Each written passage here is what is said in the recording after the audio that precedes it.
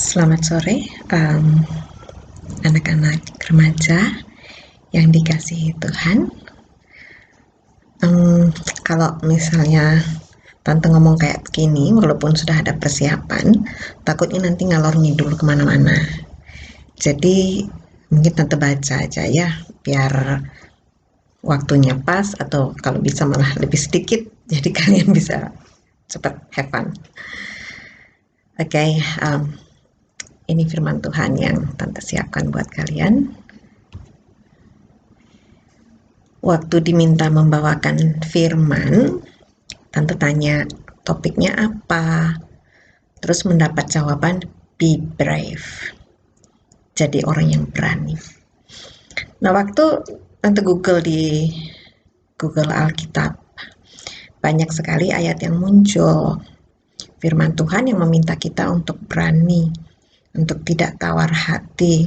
Salah satunya di Yosua 1 ayat 9, Tuhan berfirman, "Bukankah telah kuperintahkan kepadamu, kuatkan dan teguhkanlah hatimu, janganlah kecut dan tawar hati, sebab Tuhan Allahmu menyertai engkau kemanapun engkau pergi."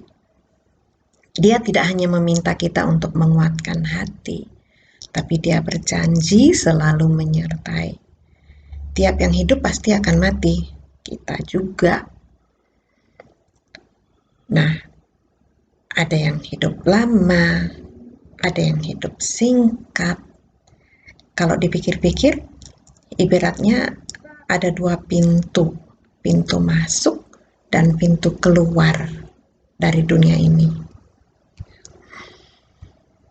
Tidak ada yang tahu pasti dari mana kita datang dan kemana kita akan pergi setelah keluar dari dunia ini. Kita cuma tahu kita masuk ke dunia melalui rahim ibu. Bahkan kalau kita tanya semua orang, tidak ada yang ingat bagaimana rasanya berada dalam rahim ibu. Dunia ini adalah sekolah, tempat kita mempersiapkan diri untuk masa depan yang kekal. Tempat di mana kita akan hidup selamanya. Di sini kita belajar, dibentuk, dan diuji. Yang lulus masuk ke kerajaan Bapa. Yang tidak lulus tinggal di luar. Nah, dunia merupakan sekolah kehidupan.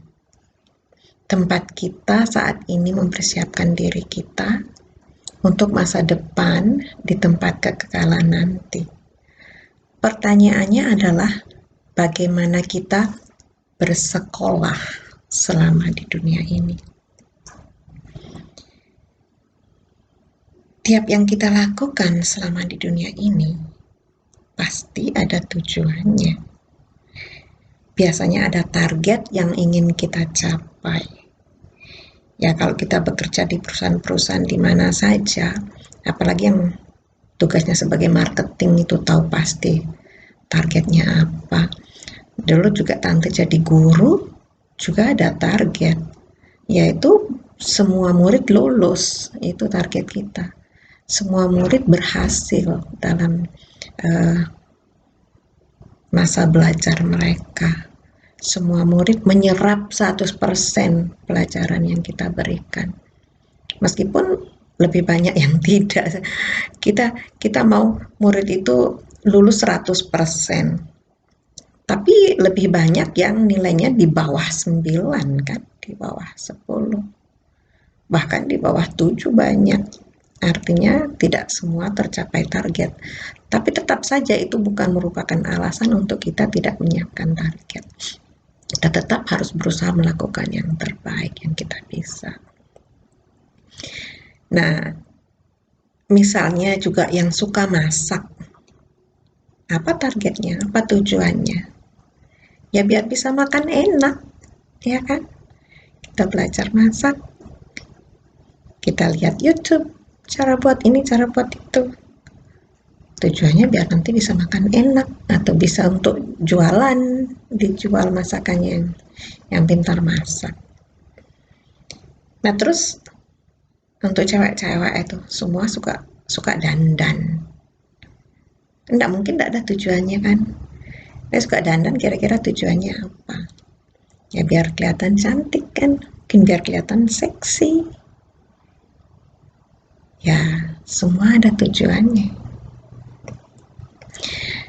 Nah, sekarang untuk kebanyakan orang selama hidup di dunia ini, kebanyakan orang kok tujuannya adalah untuk mengumpulkan harta.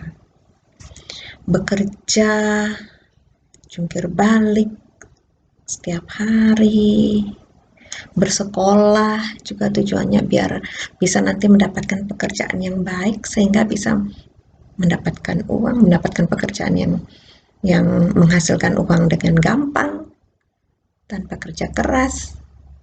Semua juga orang ingin itu. Tujuan mengumpulkan harta. Padahal firman Tuhan jelas mengatakan bahwa cinta akan uang adalah akar segala kejahatan. Terus, kalau gitu nggak usah kerja dong. Nggak usah kumpulin duit dong. Ya nggak juga. Tuhan bilang cinta akan uang. Tidak salah kita mencari uang untuk mendukung keberadaan kita selama di dunia ini. Karena Tuhan juga berkata, yang tidak bekerja janganlah ia makan. Ya, uang adalah salah satu cara untuk kita bisa menggunakannya untuk kehidupan kita selama kita di dunia ini. Tapi jangan sampai itu merupakan tujuan pokok kita sehingga kita menghalalkan segala cara demi uang. Kita mengorbankan hati nurani kita, hukum yang Tuhan sudah berikan di dalam hati kita untuk jujur, untuk melakukan dengan baik, dengan kejujuran. Tuh banyak yang mengorbankan hati nurani itu demi apa? Demi uang. Curang nggak apa-apa, yang penting uang. Makan temen nggak apa-apa, yang penting aku bisa dapatin duit banyak. Coba aja lihat orang-orang kaya, kebanyakan tidak semua orang kaya sih ya, tapi banyak orang yang melakukan hal-hal yang kalau dipikir aneh gitu, sudah punya duit banyak sekali, bahkan sudah punya mobil mewah, masih lagi pingin mengumpulkan sebanyak mungkin untuk supaya bisa punya pesawat pribadi, supaya dapat ini. Padahal berapa lama sih dia hidup? Dan itu dilakukan dengan curang. Ya kalau itu dia dapatkan dengan cara yang baik, memang bekerja keras, dia layak untuk itu. Itu adalah upahnya karena bekerja keras. Tapi banyak orang melakukan hal itu bukan bukan dengan cara yang benar, dengan cara mencurangi teman, dengan cara makan teman, dengan cara-cara yang tidak benar. Seperti banyak anak-anak remaja, coba aja kalian Google itu yang bersedia jadi sugar baby ya. Coba kalian search itu di Google, di YouTube kayaknya banyak itu pengakuan mereka yang bersedia untuk jadi sugar daddy, cewek gula, gadis sugar baby untuk para sugar daddy. Jadi anak-anak yang jadi katanya anak gula, cewek gula untuk bapak-bapak gula yang membayar mereka untuk menemani para tua-tua kaya itu, orang-orang kaya yang sudah tua tapi yang menginginkan cewek-cewek muda, dan cewek-cewek muda itu inginkan duitnya demi uang, bersedia menjadi menemani entah dalam hal apa saja kita tidak tahu, yang penting dapat uang. Nah seperti itu namanya cinta akan uang dan mengorbankan hati nuraninya yang walaupun merasa muak, merasa sedih, merasa tidak berharga sebenarnya, ternyata uang itu tidak membuat segalanya baik gitu ya. Tidak salah kita mencari uang untuk mendukung keberadaan kita selama di dunia ini, tapi jangan jadikan chasing money sebagai tujuan utama hidup kita. Itu yang salah. Kalau begitu, apa yang seharusnya kita lakukan selama di dunia ini? Kita semua tahu bahwa kita tidak akan berada di dunia ini untuk selamanya, kan? Nah, ada pepatah yang mengatakan, do your best, leave to God the rest. Lakukan bagianmu sebaik mungkin, serahkan sama Tuhan sisanya. Jadi yang menjadi bagianmu, lakukan sebaik mungkin, sebaik yang dapat kau lakukan. Jangan sampai kita depresi ketika kita tidak mencapai target yang sudah kita tetapkan. Karena mungkin Tuhan mau kita udah sampai situ aja, urusan yang lain. Tuhan, saya mau dapat nilai 10, saya mau ranking 1. Tapi saya sudah belajar maksimal, saya tidak nyontek. Itu artinya saya sudah melakukan bagian saya. Ketika saya belajar maksimal, sampai mata terkantuk-kantuk, udah berusaha menghafal, tetap juga pas ujian lupa, nggak bisa jawab 100%. Ya jangan sampai menyalahkan diri juga. Kau sudah lakukan yang terbaik, urusan lainnya terserah Tuhan. Lulus tidak lulus itu tidak membuat hidup ini langsung tidak berarti. Tidak. Mungkin aja kita akan diejek karena kita tidak bersedia nyontek atau apa. Oh itu kan kamu nggak mau nyontek gitu dan nilaimu ngepas banget. So what? Yang penting hati nurani kita itu di hadapan Tuhan benar. Kita punya hubungan yang benar dengan Tuhan. Itu yang terpenting. Oke, jadi jangan jadikan itu beban hidupmu. Nikmati hidupmu to the fullest. Ya, katanya. Tuhan berkata, sebab itu janganlah kamu khawatir akan hari besok, karena hari besok mempunyai kesusahannya sendiri. Kesusahan sehari cukuplah untuk sehari. Itu ada dalam Matius 6 ayat 34. Tuhan mau kita menikmati hidup kita dengan damai. Yang penting hanya hari ini. Besok mungkin tidak ada lagi untuk kita. Siapa yang tahu kita besok masih hidup apa enggak? Ya. Just for today. Tapi hal itu hanya mungkin kalau kita bisa benar-benar percaya dan berserah kepada Tuhan. Yang terpenting selama kita di dunia, kiranya hidup kita memuliakan Tuhan. Itu yang terpenting. Kiranya hidup kita memuliakan Tuhan. Supaya saat tibanya waktu kita pulang, Tuhan menyambut kita dengan berkata, baik sekali perbuatanmu itu. Hai hambaku yang baik dan setia. Coba baca Matius 25 ayat 21b. Kita ingin mendapatkan ucapan seperti itu dari Tuhan kita yang mengasihi kita. Tapi dengan banyaknya gelombang tinggi yang mengancam dalam kehidupan kita, seperti Petrus, kita mudah sekali ketakutan. Sekarang mari kita coba renungkan beberapa masalah yang sering menghampiri hidup kita, yang menakutkan kita. Pertama, pendidikan. Dunia pendidikan. Untuk remaja yang masih bersekolah, takut tidak naik kelas atau takut tidak lulus ujian. Solusi yang dilakukan kebanyakan orang adalah mencontek. Bahkan, tahu nggak? Ini juga terjadi pada orang-orang tua. Ketika zaman dulu, mungkin kalian alami, yang remaja atau yang pemuda yang sudah lulus, yang pernah mengalami beberapa tahun lalu ujian nasional.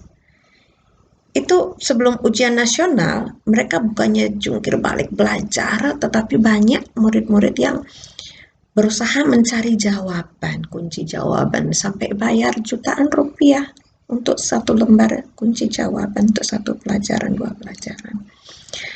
Bahkan hebatnya ada teman guru, notabene dia itu seorang guru, tapi dia juga punya anak di sekolah. Dia minta guru lain, guru mata pelajaran lain, untuk menyiapkan kunci jawaban untuk bisa dia kasih ke anaknya. What? Percaya tidak percaya, it's true. Dan tante berpikir, guru begini, itu kan berarti dia juga menghalalkan, mengiyakan perlakuan yang tidak jujur itu. Secara tidak sadar, dia mengajarkan anaknya untuk tidak jujur dalam hidup ini. Menghalalkan segala cara untuk mencapai tujuan. Benar-benar tidak benar kan? But it happens. Nah, meski semua setuju bahwa itu perbuatan tidak terpuji, kayaknya kok malah umum memakluminya. Coba kita tanya firman Tuhan, bagaimana seharusnya anak-anak Tuhan menyikapi ini. Yakub 1 ayat 5 bilang, kita bisa meminta hikmat dari Tuhan. Asal saja kita mau belajar sebaik mungkin, pasti cukup untuk naik kelas atau untuk lulus. Tidak harus jadi yang terbaik di kelas. Lagi-lagi, lakukan bagianmu, serahkan pada Tuhan yang tidak bisa engkau lakukan. Asal kita sudah berusaha maksimal, tidak melakukan yang menyedihkan hati Tuhan, tidak nyontek, yakinlah bahwa Tuhan pasti akan memberkati usahamu.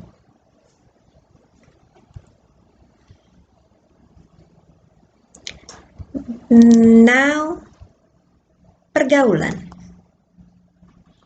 Dare to be different. Berani nggak berbeda dari orang lain? Sulit loh, beda dari orang lain. Tapi sebenarnya kalau kita berani dare to be different, kita sebenarnya seorang pemimpin. Ada yang bilang hanya dead fish yang swim along with the current, hanya ikan yang mati yang berenang mengikuti arus. Udah mati ya nggak berenang kan, yang ngikutin arus. Ikan hidup kebanyakan melawan arus. Tidak berarti kita harus melawan arus kalau arus itu arus yang tidak benar ya. Pokoknya lakukan yang benar. Sering orang walaupun itu tidak benar, tapi karena itu yang sedang populer, ya itu diikutin. Seperti urusan nyontek tadi. Wah, 90% orang nyontek kok. Yang tidak nyontek, orang yang ranking aja nyontek juga. Begitu takutnya mereka untuk tidak, enggak, mungkin mereka tidak takut untuk tidak lulus, tetapi takut kalau ada yang sebenarnya mereka tahu lebih bodoh dari mereka kok nilainya lebih tinggi, mungkin itu ya. Itu ingin tampil wah aja. Nggak tahu. Nah sekarang apa ini yang dare to be different dalam pergaulan? Jadi sebagian remaja takut tidak punya teman, takut tidak diterima apa adanya. Itu kalau kalian nonton di film-film barat tuh banyak itu. Yang suka ngebully itu kan ada geng eksklusif yang paling populer di lingkungan sekolah, paling hebat. Juga ngebully mereka yang different, yang berbeda. Don't worry, gak usah khawatir. Ada yang minder karena kurang cantik, kurang ganteng. Ada yang minder karena kurang dari segi ekonomi. Tante pernah seperti itu. Minder karena tidak sekaya teman-teman yang lain. Waktu kuliah dulu teman-teman lain pada pakai lipstick, pakai make up tipis-tipis ke kampus. Tante pakai bedak pun nggak bisa. Pokoknya rasanya aneh aja gitu. Ya udah, sempat minder sih. Tapi akhirnya confident aja, pede aja. Karena kebetulan mungkin nilai lumayan bagus ya di kampus, jadi nggak begitu pusing sama yang kayak gitu. Tapi sempat minder, karena mungkin tante juga tidak punya, mama punya, tapi mama papa sudah berpisah, jadi mungkin itu juga membuat minder kalau melihat orang lain yang punya keluarga lengkap. Anyway, minder dari beberapa segi, ada hal-hal yang membuat kita berbeda dari orang lain. Takut dianggap different, dianggap berbeda. Banyak orang kemudian berkompromi, ikut arus melakukan hal-hal yang tidak dikenal Tuhan. Misalnya nih, cuma rokok kok, asa lo nggak berani ngerokok, so alim lo, ya kan? Cowok-cowok tuh kebanyakan. Tapi sekarang cewek juga kayak gitu banyak. Cuma tato, ya tato tengkorak kan keren.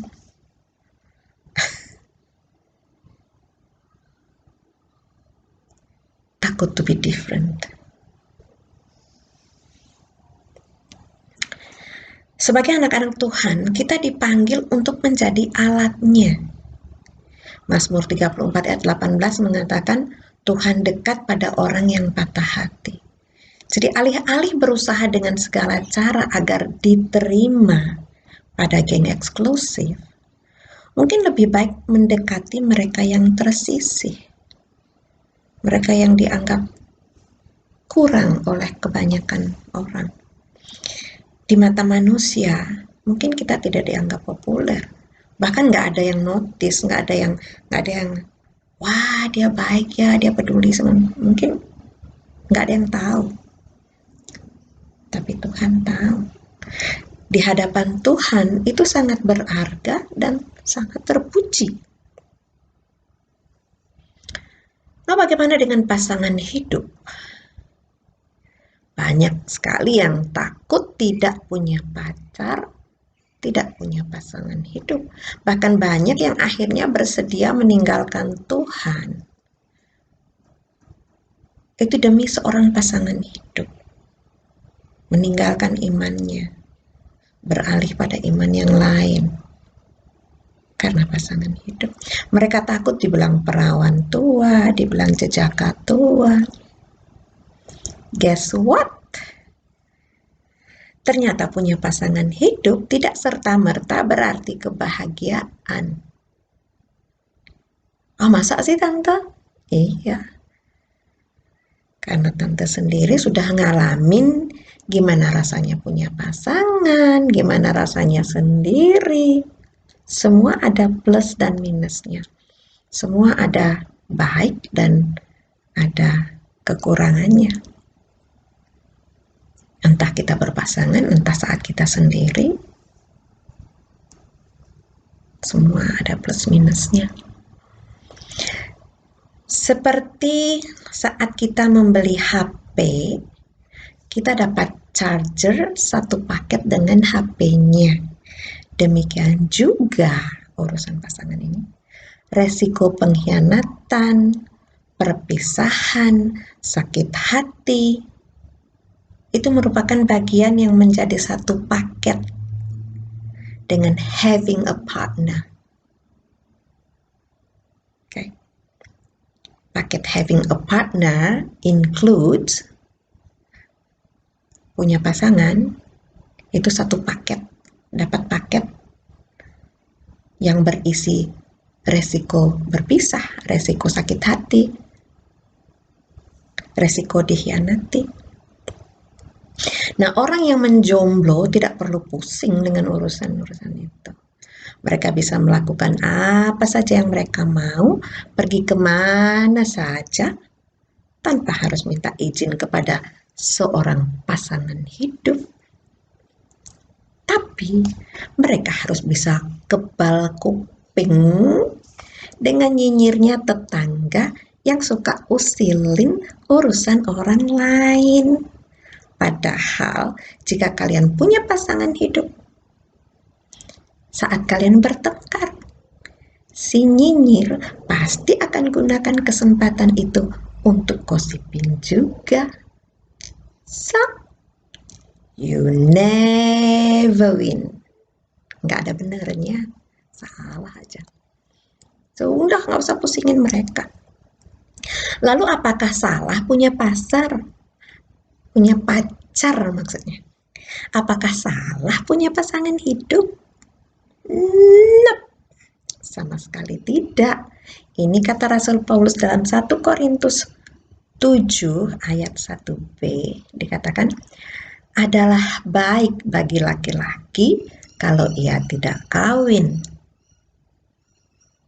7 ayat 2. Tetapi mengingat bahaya percabulan, baiklah setiap laki-laki mempunyai istrinya sendiri dan setiap perempuan mempunyai suaminya sendiri.